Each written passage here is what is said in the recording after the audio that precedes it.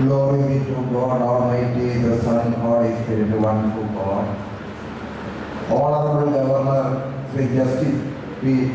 Sadashivam, we are Beatitude Metropolitan Chief Con, Chief Secretary of the State Sri Nijit Thompson, our brother Metropolitans and Reverend Fathers on stage and our the audience, and our beloved children in Christ. We have immeasurable joy in standing before you as we witness this gratifying end of the bicentenary of this seminary. I have no words to thank God Almighty for His compassion in bringing us to this point. We had almost 2 years long meaningful celebrations, and for today in this valedictory, we are fortunate to have the Governor of the state to be our guest of honor.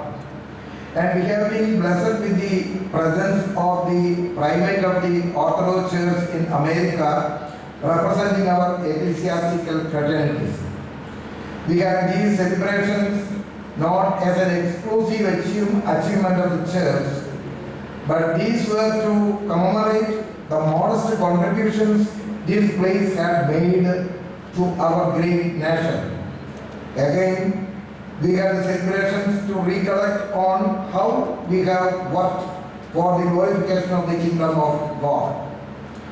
We bow our head before the gracious memories of those who have buried in the soil, especially of Ilkotil Madhyaksha II, the founder of the seminary, who has changed the course of the history of the church.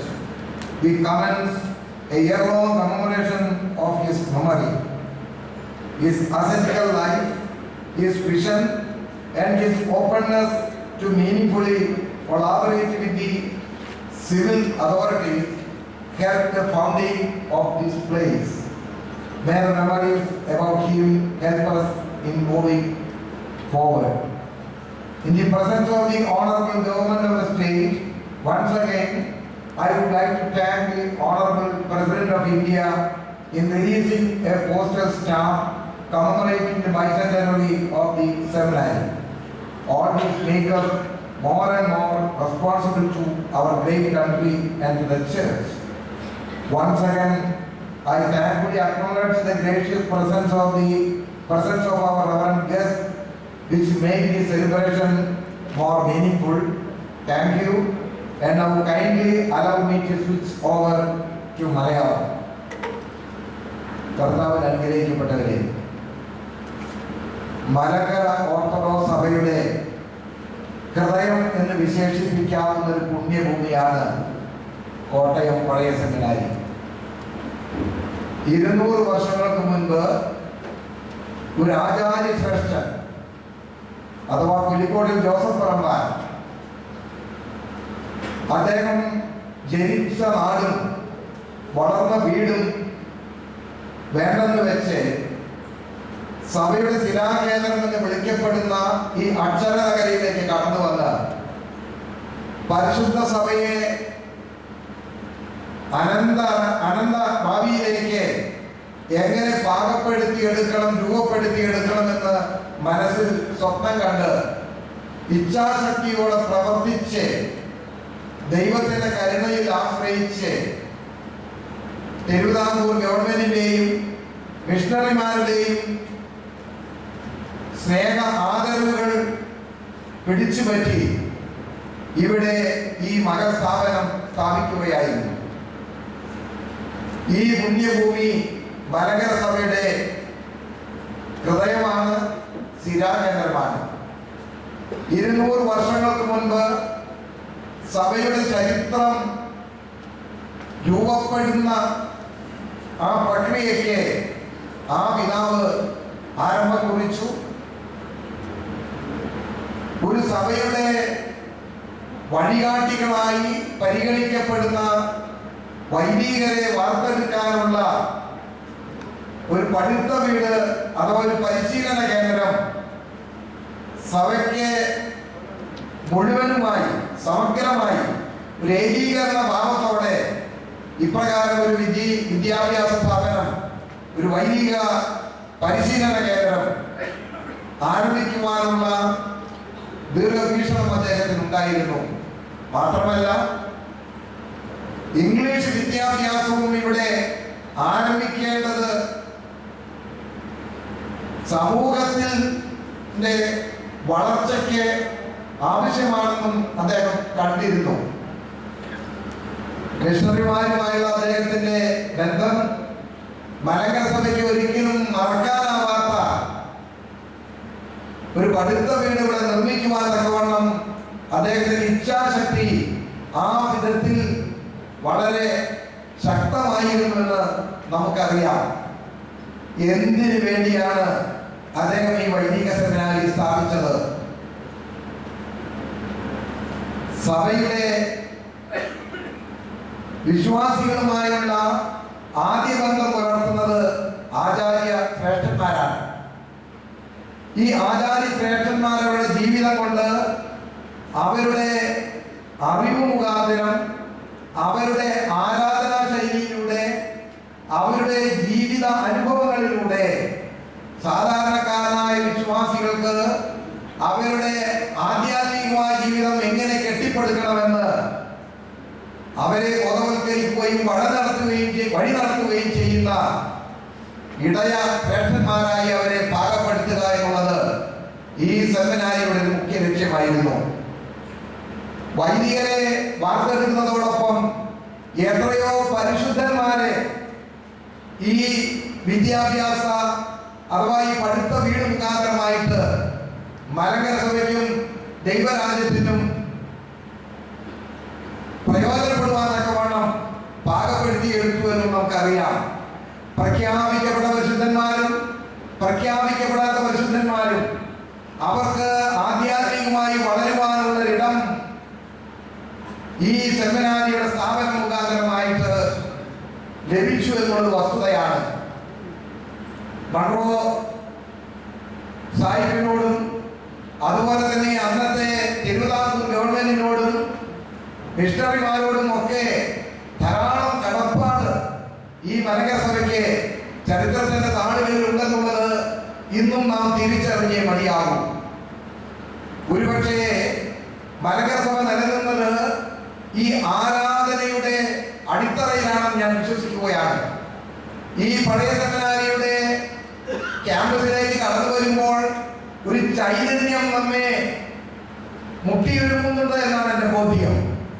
ഇവിടെ ആരാധന അർപ്പിക്കുന്ന ഒരു ദേവാലയമുണ്ട്. ആ ദേവാലയത്തിനകത്ത് എന്തോ ഒരു ദിവ്യത്വം ഉണ്ടെന്നൊരു തോന്നൽ ചിലപ്പോഴൊക്കെ എന്നെ ഏറെയധികം സന്തോഷിപ്പിച്ചിട്ടുണ്ട്. അങ്ങനെ ലോകത്തിന്റെ വഴികാട്ടികളാകുവാൻ യേശു ക്രിസ്തുവിന്റെ ശിഷ്യഗണത്തിൽപ്പെടുന്നവരെ പോലെ അവരെ അനുരൂപമായി ജീവിച്ച് ലോകത്തിന് വെളിച്ചം നൽകുവാൻ തക്ക വേണം ഈ പഠിത്ത വീടിലൂടെ അനേക ആചാര്യ ശ്രേഷ്ഠന്മാർക്ക് കഴിഞ്ഞിട്ടുണ്ട് എന്നുള്ളൊരു വസ്തുതയാണ്. 200 വർഷം നീണ്ടു നിൽക്കുന്ന ഒരു ചരിത്രം ഈ പുണ്യഭൂമിക്കുണ്ട്. ഈ 21ാം നൂറ്റാണ്ടിലേക്ക് പ്രവേശിച്ചപ്പോൾ 200 വർഷം പ്രായമുള്ള വൈദിക സെമിനാരിയുടെ ഒരു വലിയ പ്രകാശഗോപുരം പോലെ നിലനിൽക്കുമ്പോൾ ഇതിനെ 20 വർഷം പ്രായമുള്ള ഒരു കുഞ്ഞെ നോർത്ത് ഇന്ത്യയിൽ ഒരു സെമിനാരി സ്ഥാപിക്കുവാൻ ഇടയായിട്ടുണ്ട് എന്ന് ചേർത്ത് ചിന്തിക്കുന്നത് വളരെ നല്ലതാണെന്നാണ് എൻ്റെ വിചാരം. കാരണം ഒരു കാലഘട്ടത്തിൽ മലങ്കര സഭ കേരളത്തിൽ മാത്രം ഒതുങ്ങി നിന്നിരുന്നു. ഇന്ന് മലങ്കര സഭ അഖില ലോക തലത്തിൽ വ്യാപിച്ചിട്ടുണ്ട് എന്നുള്ളത് നമുക്കറിയാവുന്ന വസ്തുതയാണ്. മലയാള ഭാഷ അറിയാത്തവർക്കും അതുപോലെ തന്നെ കേരളത്തിന്റെ സംസ്കാരത്തിൽ നിന്ന് വിട്ട് ജീവിക്കുന്നവർക്കും ആരാധനയിലൂടെ സഭയുടെ വിശ്വാസം എന്തെന്ന് അവരെ ബോധ്യപ്പെടുത്തുവാനും അവരെ ബോധവൽക്കരിക്കുവാനുമാണ് അങ്ങനെയുള്ള ഒരു നിലവാരത്തിലേക്ക് നാം ഉയർന്നിട്ടുള്ളത്. മാത്രമല്ല, ഈ വൈദിക സെമിനാരി മുഖാന്തരം അൽമായ പ്രമുഖരെ, ആയിരക്കണക്കിന് അൽമായക്കാരെ വേദശാസ്ത്രവും